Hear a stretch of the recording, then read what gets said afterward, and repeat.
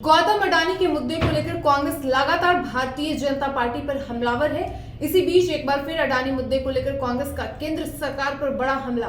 कहा, मोदी जी चुप्पी तोड़िए, अडानी मामले की जांच के लिए जेपीसी का गठन करिए। नमस्कार, प्रेस जागरण में आपका स्वागत है। मैं हूं स्वाति आपके साथ। कांग्रेस ने एक बार फिर से गौतम अडानी मामले में केंद्र सरकार पर हमला बोला है। कांग्रेस सांसद जयराम रमेश ने कहा कि भारतीय जनता पार्टी के लोग डर रहे हैं कि कहीं जेपीसी का गठन होने से उनकी पोल न खुल जाए।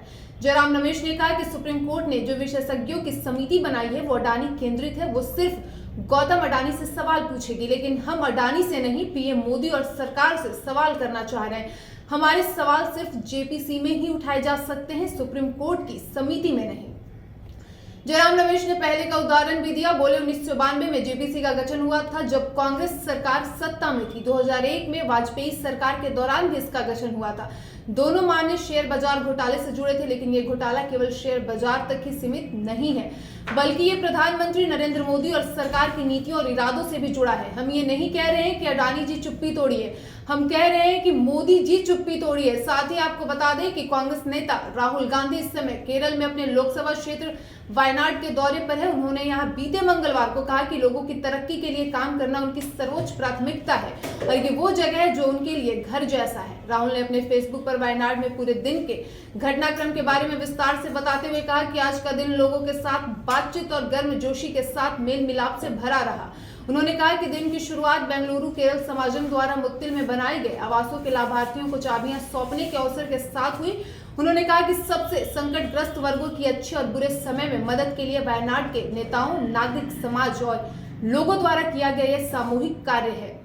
इस बात की एक सुंदर अभिव्यक्ति है कि कैसे हम सभी एक बड़े परिवार का हिस्सा हैं। राहुल गांधी ने कहा कि वायनाड के एक मेहनती ऑटो चालक विवेक शरीफ की मृत्यु ने मुझे बहुत परेशान किया था। उन्होंने अप्रैल 2021 की यात्रा के दौरान मुझे मजदूर वर्ग के संघर्षों की जानकारी दी थी। आज उनके परिवार से मिला और अपनी हार्दिक संवेदना व्यक्त की। इसके बाद मुझे बहुत सुकून मिला।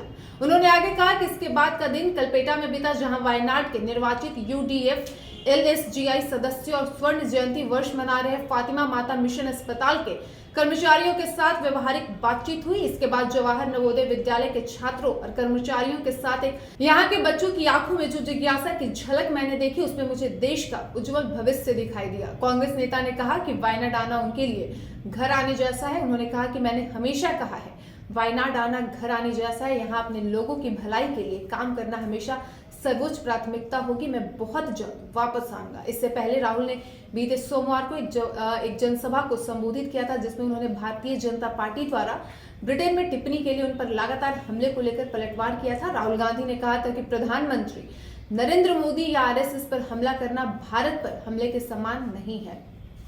राहुल गांधी ने अपने लोकसभा क्षेत्र में एक जनसभा में कहा कि प्रधानमंत्री भाजपा और आरएसएस के मन में भ्रम की स्थिति है।